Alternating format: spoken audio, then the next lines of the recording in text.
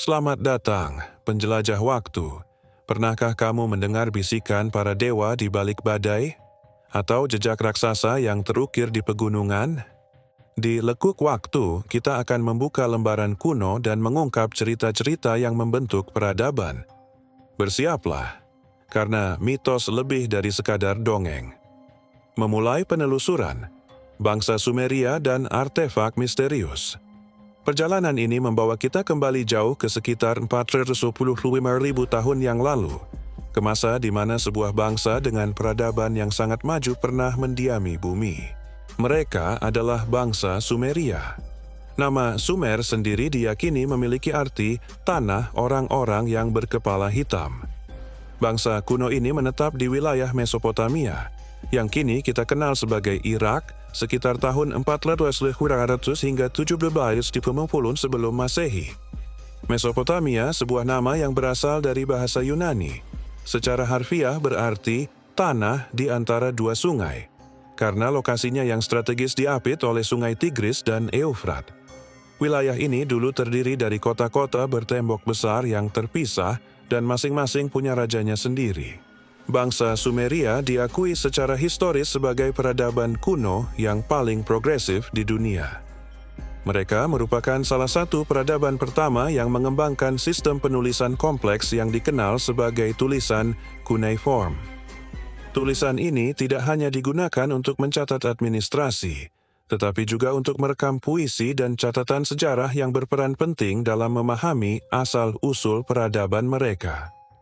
Kemajuan Sumeria meliputi bidang-bidang vital seperti pertanian, arsitektur yang megah, dibuktikan dengan pembangunan kota-kota besar seperti Uruk, Ur, dan Lagash, matematika, dan astronomi. Mereka menciptakan sistem politik terorganisir, diperintah oleh raja-raja dan imam-imam yang kuat. Meskipun peradaban hebat ini runtuh sekitar tahun 2000 sebelum Masehi akibat serangan dari bangsa-bangsa yang lebih kuat, seperti Akkadia dan Babilonia, warisan yang mereka tinggalkan menjadi fondasi bagi sejarah peradaban manusia. Salah satu warisan paling signifikan ditemukan di Khorsabad, Irak, yang memicu kontroversi besar. Ada dua versi mengenai penemuan ini. Versi pertama menyebutkan penggalian oleh seorang arkeolog Inggris pada Oktober 1899. Sementara versi kedua yang lebih detail mencatat proyek yang dipimpin oleh ilmuwan Prancis, Paul Emile Botta, pada Maret 1843. Intinya, dari hasil proyek penggalian di sisa-sisa istana Assyria, ditemukan prasasti bangsa Sumeria berupa 14 tablet batu kuno. Prasasti ini menuturkan kisah tentang peradaban tertua, awal mula penciptaan manusia, dan keberadaan sekelompok makhluk kuat yang digambarkan sebagai dewa atau orang langit. Makhluk-makhluk ini digambarkan memiliki mata bersinar dan memancarkan aura getaran dari dunia lain, serta diyakini terhubung dengan bintang-bintang di langit. Bangsa Sumeria menyebut mereka Anunnaki, yang secara harfiah berarti yang dari surga datang ke bumi. Istilah Anunnaki yang paling awal diketahui berasal dari prasasti yang ditulis pada masa pemerintahan Gudea, sekitar 2744 hingga 2724 sebelum Masehi, dan dinasti ketiga bangsa Ur. Tafsiran kontroversial Zecharia Sitchin, Anunnaki sebagai pengungsi alien. Dari 14 tablet batu yang ditemukan, banyak arkeolog dan antropolog telah melakukan penelitian mendalam. Namun, salah satu tafsiran yang paling ekstrim dan kontroversial datang dari seorang antropolog yang dijuluki antropolog liar, yaitu Zecharia Sitchin. Setelah menghabiskan 30 tahun hidupnya untuk mempelajari tablet-tablet ini, Sitchin menerbitkan buku pada tahun 1979 berjudul The 12th Planet, atau planet ke-12. Dalam buku tersebut, Sitchin menyajikan klaim yang mengejutkan bahwa para dewa Sumeria yang disebut Anunnaki sebenarnya adalah pengungsi dari dunia atau planet lain. Menurut tafsiran Sitchin, tablet-tablet tersebut menjelaskan adanya dewa permulaan atau semacam Tuhan pencipta, tetapi lebih jauh lagi menyatakan bahwa konsep-konsep seperti Sang Pencipta dalam Kitab Kejadian, Taman Eden, Adam, dan Hawa adalah ciptaan dari dewa holistik, yaitu makhluk dunia lain atau alien. Dua tablet pertama menguraikan identitas dan asal-usul mereka, sedangkan tablet 3 merinci 6 hari penciptaan atau penyelesaian di bumi. Tablet-tablet berikutnya adalah yang paling signifikan, karena menjelaskan bahwa ras manusia dibentuk dari hasil manipulasi genetik yang dilakukan oleh makhluk-makhluk yang datang ke bumi ini. Bahkan, teknologi canggih yang dikembangkan oleh bangsa Sumeria diyakini berasal dari pengajaran makhluk-makhluk asing tersebut. Sitchin menafsirkan bahwa Anunnaki berasal dari planet yang disebut Nibiru, yang konon terletak di ujung tata surya. Planet ini digambarkan memiliki orbit elips yang sangat panjang, memungkinkannya mendekati orbit bumi setiap 3.700 tahun sekali. Nibiru disebut-sebut berkali-kali lipat lebih besar dari diameter bumi. Namun planet ini memiliki kandungan oksida besi yang sangat berlimpah, yang membuatnya tampak berwarna merah. Bahkan sungai dan danu di sana terlihat merah. Sayangnya, kandungan besi yang ekstrem inilah yang merusak atmosfer Nibiru, mengubahnya menjadi tempat yang tidak bersahabat bagi kehidupan. Anunnaki mulai kehilangan sumber daya dan menghadapi kelangkaan makanan, meskipun mereka memiliki teknologi yang sangat maju yang digambarkan sebagai perpaduan antara alkimia dan sihir. Pencarian emas dan kedatangan ke bumi. Teknologi canggih Anunnaki ternyata membutuhkan sebuah elemen penting untuk dapat berfungsi secara optimal. Emas. Logam mulia ini dibutuhkan karena sifatnya yang murni. Nanopartikel emas dapat digunakan untuk memperbaiki lapisan ozon dan bahkan mampu bertahan dari radiasi kosmik. Hal ini juga yang menjadi alasan mengapa NASA menggunakan foil berlapis emas pada stasiun luar angkasa mereka. Namun, emas adalah barang langka di Nibiru karena tidak memiliki cukup emas untuk menjalankan teknologi vital mereka. Anunnaki pun menjelajah alam semesta dengan pesawat luar angkasa mereka yang sangat canggih untuk mencari planet yang kaya akan kandungan emas. Kehebatan peradaban mereka sungguh tak terbayangkan. Ketika bumi masih berada di zaman purba, Anunnaki sudah menjadi astronot yang menjelajahi galaksi. Pencarian mereka akhirnya membawa mereka ke bumi, sebuah planet yang kaya akan kandungan emas di dalamnya. Anunnaki mendarat saat bumi masih dalam era purbakala, kondisi yang liar dan hanya dihuni oleh hewan-hewan purba seperti mammoth, reptil purba, dinosaurus, dan kera. Sebagai dewa pencipta dalam narasi Sumeria, mereka memilih wilayah Mesopotamia, dekat dengan Teluk Persia, sebagai tempat tinggal sementara dan basis operasi pertambangan. Kota pertama yang mereka bangun adalah Eridu, yang juga mereka sebut sebagai Stasiun Bumi 1. Di sana, mereka juga menciptakan sebuah taman indah yang dipenuhi dengan buah, pohon, dan hewan, yang mereka namai Taman Eden. Taman ini adalah tempat para Anunnaki menghabiskan waktu, dan tujuan utama mereka datang ke bumi adalah untuk menambang emas. Anunnaki tidak datang sendirian. Mereka membawa serta ras alien lain yang berfungsi sebagai budak pertambangan, yang dikenal sebagai Igigi. Ras Igigi inilah yang melayani Anunnaki dengan melakukan kerja paksa yang brutal untuk menambang emas di bumi. Kisah Anunnaki dan Igigi ini memiliki paralel dalam sejarah Babilonia, yang ditulis pada abad ke-18 sebelum Masehi. Setelah menjalani kerja paksa yang sangat berat selama ribuan tahun, Igigi akhirnya muak dan melancarkan pemberontakan besar. Peristiwa ini dicatat sebagai tragedi perang pertama di bumi. Namun, Igigi tidak mampu mengalahkan Anunnaki yang jauh lebih kuat, sehingga mereka akhirnya dimusnahkan. Penciptaan ras manusia sebagai budak baru. Punahnya ras Igigi meninggalkan Anunnaki tanpa budak untuk menambang emas. Kekurangan tenaga kerja ini memaksa mereka untuk mencari solusi yang lebih inovatif. Menciptakan budak di bumi melalui rekayasa genetik.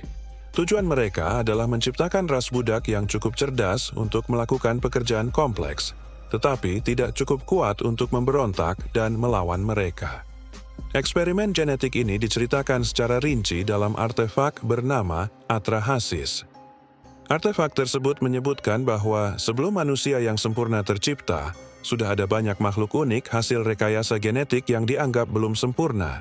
Bahkan beberapa di antaranya dimusnahkan. Proses penciptaan akhirnya mencapai puncaknya ketika Anunnaki menggabungkan DNA mereka sendiri dengan DNA Homo erectus atau manusia purba. Dari persilangan ini terciptalah Homo sapiens atau manusia modern. Hasil rekayasa genetik ini memuaskan Anunnaki, karena manusia dianggap cukup kuat dan cerdas untuk dijadikan budak pertambangan, mampu melakukan pekerjaan-pekerjaan rumit. Tablet yang ditemukan di Irak menyebut bahwa manusia pertama ciptaan Anunnaki ini bernama Adamu, yang dalam bahasa Ibrani disebut Adam, yang berarti manusia. Kisah-kisah lain juga muncul, seperti penciptaan manusia dari tulang rusuk Adamu, yang merujuk pada kisah Hawa dalam banyak sejarah peradaban. Setelah penciptaan ini, sesuai dengan teks sejarah dan piktograf, Anunnaki mulai mengajarkan manusia kemampuan-kemampuan dasar: berbicara, bersosialisasi, berkebun, menulis, membangun rumah dari tanah liat dan batu, serta menjalankan teknologi. Semua pengajaran ini memiliki satu tujuan utama, supaya manusia dapat melayani Anunnaki. Dalam semua catatan artefak, Anunnaki selalu digambarkan sebagai sosok yang sangat tinggi dan kuat, memiliki senjata super canggih untuk mengantisipasi pemberontakan. Karena kekuatan dan teknologi mereka yang tak tertandingi, manusia yang baru diciptakan pun menganggap mereka sebagai dewa-dewa yang harus disembah dan dilayani. Pada awalnya, manusia pertama yang diciptakan Anunnaki ditempatkan di tambang dan di wilayah Mesopotamia. Uniknya, pada saat penciptaan awal, manusia bersifat steril alias tidak dapat berkembang biak. Namun, karena permintaan tenaga kerja di pertambangan terus meningkat, genetik manusia direkayasa ulang sehingga mereka mampu bereproduksi. Anunnaki sempat merasa senang dengan kehadiran manusia dan mengizinkan mereka tinggal di Eridu bersama mereka, bahkan diperbolehkan mengunjungi Taman Eden. Izin ini disertai perintah dan syarat agar manusia tidak bereproduksi terlalu banyak. Namun, manusia gagal mematuhi perintah ini. Seiring berjalannya waktu, populasi manusia di Eridu menjadi berlebihan. Kelebihan populasi ini menyebabkan Anunnaki harus mengusir banyak manusia dari Eridu dan Taman Eden, memaksa mereka hidup di pengasingan, di alam liar. Peristiwa inilah yang diyakini melahirkan kisah legendaris tentang Taman Eden dan pengusiran Adam dan Hawa dari surga. Meskipun diasingkan ke alam liar, ternyata manusia berevolusi menjadi lebih cerdas dan mampu bertahan, bahkan membangun peradaban baru di luar Mesopotamia. Sementara itu, manusia-manusia yang tetap bertahan di Mesopotamia diberi kepercayaan untuk mengasuh keturunan Anunnaki. Hal yang tak terduga terjadi. Terjadi hubungan terlarang antara manusia dengan ras Anunnaki, yang menghasilkan anak-anak campuran. Keturunan persilangan ini dikenal dengan nama Nephilim atau raksasa di zaman dahulu. Dewa-dewa utama Anunnaki. Garis kekuasaan dari Nibiru. Tablet-tablet Sumeria mencatat 7 dewa utama Anunnaki yang memimpin peradaban di bumi. Mereka adalah Anu, Enlil, Enki, Ki, Nana, Inanna, dan Utu. Anu dianggap sebagai dewa terkuat dan tertua dalam mitologi Sumeria. Dalam kaligrafi Akkadia, Anu sebenarnya adalah personifikasi surga yang memiliki kebijaksanaan tak terbatas. Dia adalah dewa yang paling dihormati, dengan tempat pemujaan di hampir semua kota di Sumeria. Istrinya adalah Dewi Ki yang mewakili bumi. Persatuan antara Anu dan Ki inilah yang menghasilkan Anunnaki, yang diterjemahkan sebagai anak langit dan bumi. Enlil, anak pertama Anunnaki, penguasa udara, angin, dan badai, yang bertanggung jawab menjaga jarak aman antara surga dan bumi.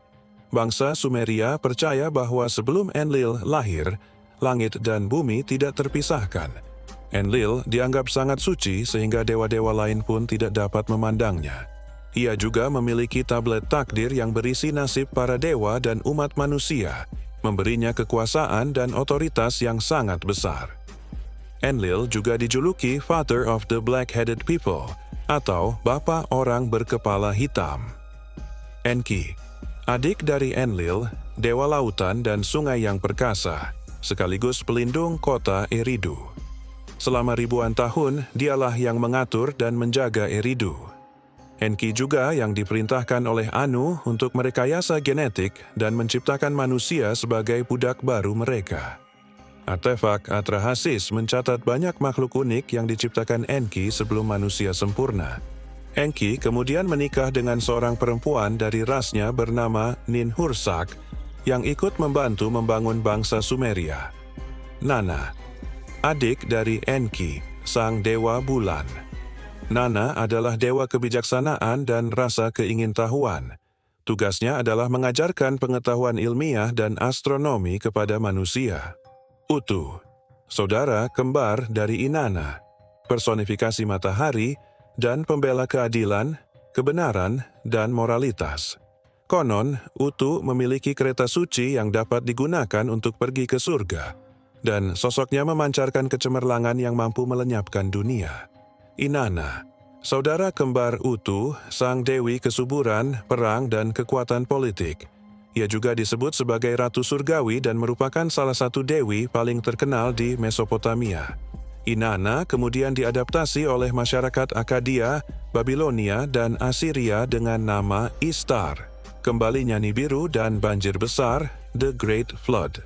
Setelah populasi manusia membludak dan terjadi perkawinan silang, Enlil yang sudah menggantikan ayahnya memimpin ras Anunnaki menjadi sangat marah. Ia memutuskan bahwa tidak akan pernah ada manusia yang naik takhta dan berpotensi menguasai Nibiru. Bertahun-tahun kemudian, Nibiru memasuki siklus 3.900 tahunannya dan mendekati orbit bumi lagi.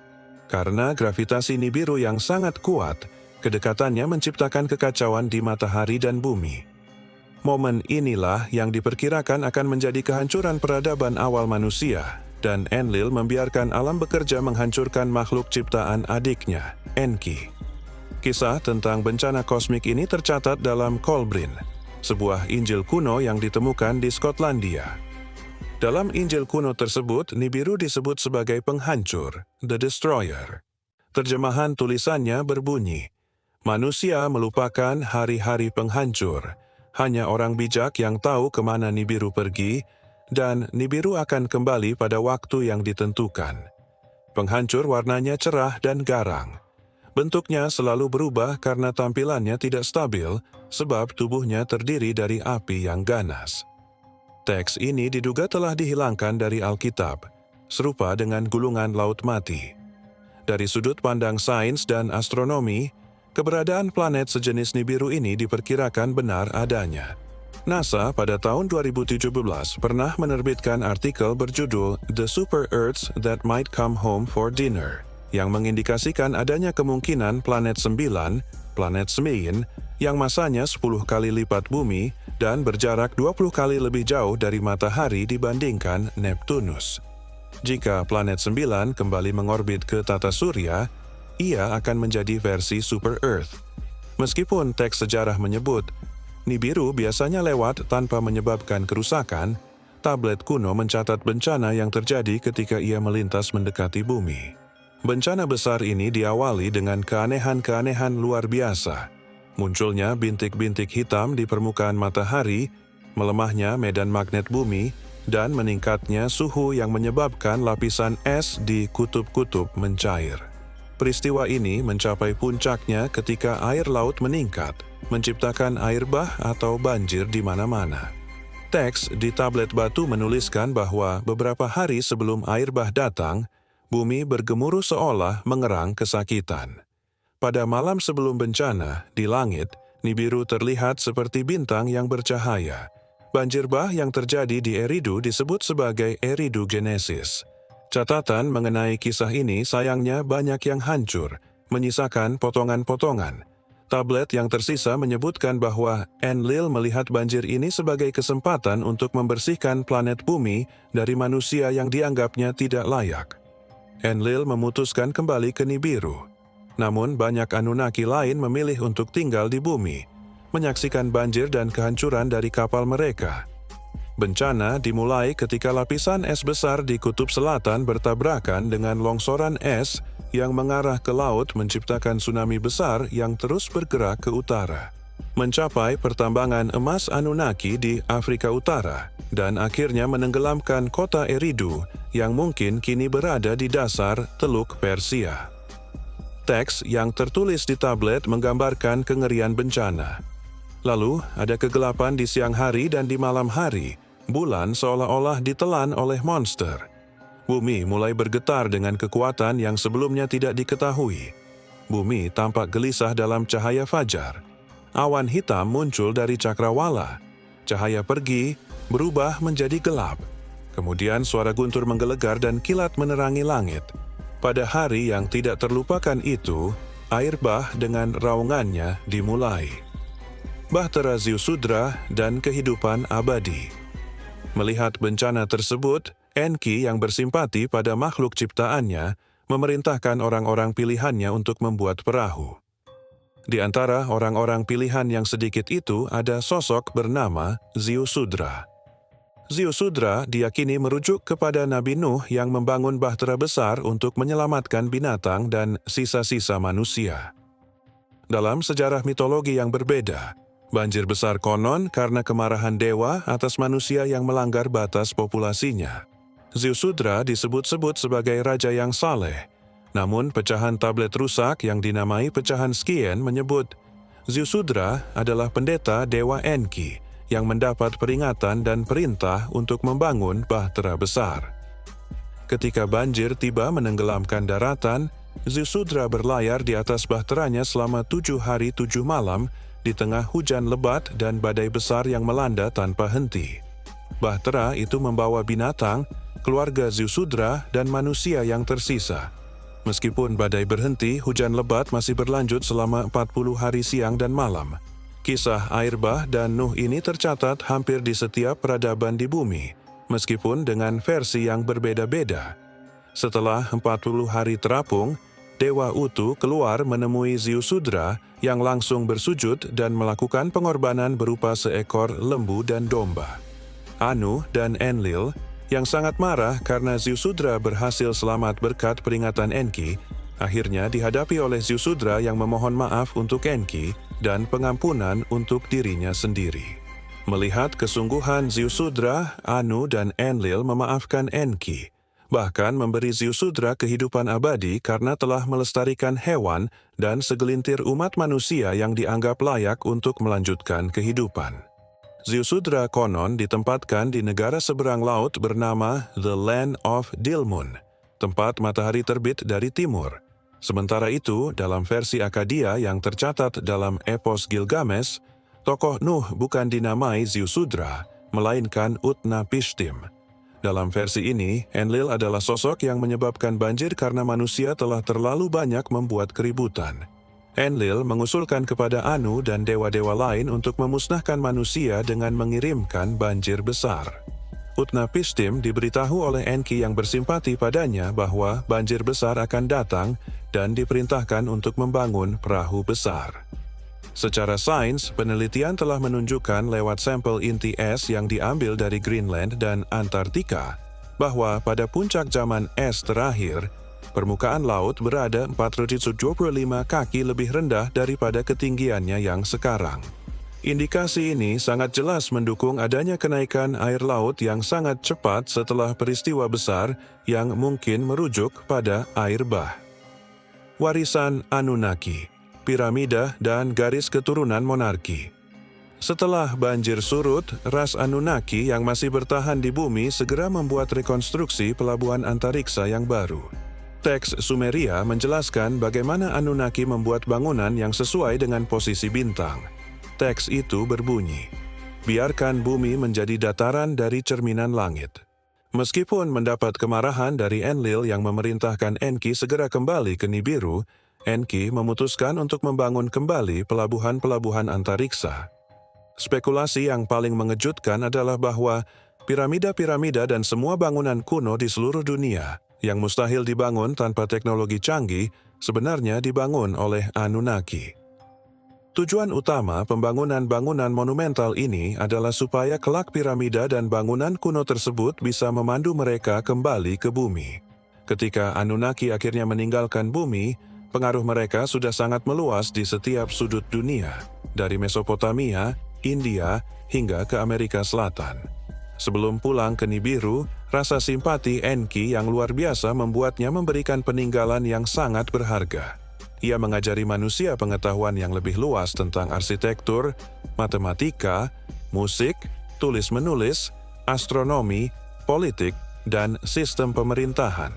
Khususnya, Enki mengajarkan manusia untuk membangun sistem pemerintahan monarki, di mana pemimpin-pemimpinnya harus mempertahankan garis keturunan mereka. Artinya, yang boleh menjadi pemimpin hanyalah manusia-manusia yang merupakan hasil perkawinan silang dari ras Anunnaki, atau manusia yang secara genetik telah dimanipulasi ulang. Raja-raja sepeninggal Anunnaki dianggap akan bertindak sebagai utusan Anunnaki dan memerintah sesuai dengan prinsip-prinsip kuno yang diajarkannya. Aturan untuk mempertahankan garis keturunan ini mungkin menjelaskan mengapa dulu para bangsawan enggan melakukan pernikahan jika tidak dengan sesama bangsawan. Beberapa orang berspekulasi bahwa Anunnaki telah berhasil menipu dan mengendalikan bumi melalui pembiakan selektif bangsawan ini selama berabad-abad. Hal lain yang diperintahkan oleh Anunnaki sebelum kembali adalah agar manusia membangun kuil yang bernama Ziggurat, yang selaras dengan rasi bintang. Ini masih dengan tujuan yang sama, yaitu memandu mereka kembali ke bumi. Tablet batu tampaknya juga mengindikasikan bahwa kemungkinan Nibiru akan mendekati planet bumi lagi masih ada, dan Anunnaki diperkirakan akan kembali ke bumi untuk memulihkan kekuasaan mereka atas ras budak yang mereka ciptakan. Kontroversi dan film The One Anunnaki. Pada tahun 2005, dunia perfilman sempat heboh dengan berita pencekalan film yang konon bisa melunturkan keimanan manusia atas asal-usul penciptaannya. Film yang dimaksud adalah The One Anunnaki, yang digarap oleh sutradara John Gress. Film independen ini direncanakan sebagai sebuah trilogi, dengan naskah yang terinspirasi dari buku The Anunnaki Chronicles karya Zecharia Sitchin. Penjelasan Sitchin dalam bukunya memang terbilang sangat meyakinkan, bahkan bisa diterima nalar manusia mengenai proses penciptaan manusia dari rekayasa genetik alien. Namun, banyak ahli menganggap teori Sitchin ini konyol dan mengada-ngada sehingga mudah dibantah kebenarannya. Teori Sitchin adalah sesuatu yang sangat kontroversial, tetapi faktanya tidak pernah dicekal secara global. Film The One Anunnaki yang menyampaikan gagasan Sitchin dalam bentuk visual ini sesungguhnya tidak pernah dicekal oleh siapapun, meskipun memang tidak pernah dirilis di bioskop atau platform-platform besar.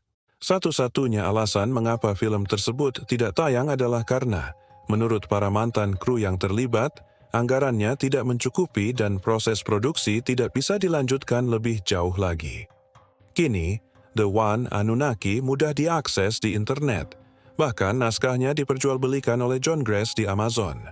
Kisah Anunnaki yang disebut-sebut dapat melunturkan iman dan membuat manusia percaya bahwa kita semua diciptakan oleh alien. Nyatanya tidak seheboh yang diberitakan. Penyembahan terhadap dewa-dewi Anunnaki diyakini hanya terjadi di era kuno, karena sejauh ini hanya ada sangat sedikit bukti yang mendukung keberadaan sekte penyembahan Anunnaki secara terorganisir di masa kini.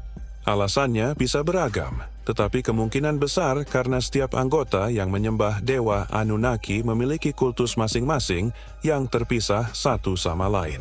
Demikianlah penelusuran lengkap mengenai jejak Anunnaki dari peradaban kuno Sumeria menurut tafsiran kontroversial Zecharia Sitchin. Kisah tentang penciptaan manusia, banjir besar, dan warisan monarki yang bersumber dari tablet-tablet kuno ini terus memicu perdebatan antara sejarah, mitologi, dan teori kosmik yang menantang pemahaman kita tentang bagaimana menurut pandangan Anda. Apakah kisah Anunnaki ini hanyalah mitos belaka dari peradaban kuno, ataukah ada kebenaran tersembunyi di balik rekayasa genetik yang menciptakan ras manusia? Tuliskan pendapat, teori, atau pertanyaan Anda di kolom komentar di bawah. Jangan lupa untuk tekan tombol like jika Anda menyukai penelusuran ini, bagikan kepada teman-teman Anda, dan subskripsi ke saluran ini agar Anda tidak ketinggalan penelusuran sejarah, misteri, dan film kontroversial berikutnya. Sampai jumpa di kisah selanjutnya.